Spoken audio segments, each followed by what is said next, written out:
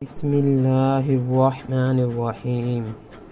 حضرت امیر حمزہ کا ایمان لانا نبوت کے چھٹے برس کا ذکر ہے کہ ایک روز ہمارے نبی صلی اللہ علیہ وآلہ وسلم کو کوہ صفا پر بیٹھے ہوئے تھے۔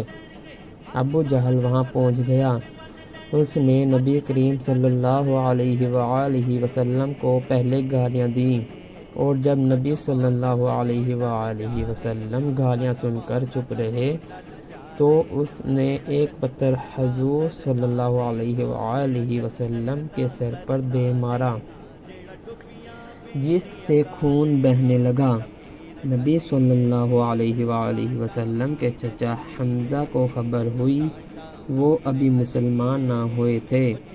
قرابت کے جوش میں ابو جہل کے پاس پہنچے اور اس کے سر پر اس زور سے کمان مارا کہ وہ زخمی ہو گیا۔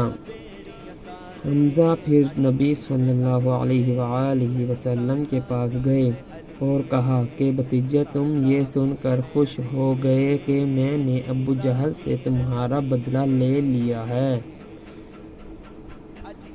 نبی صلی اللہ علیہ وآلہ وسلم نے فرمایا، چچا جان، میں ایسی باتوں سے خوش نہیں ہوا کرتا۔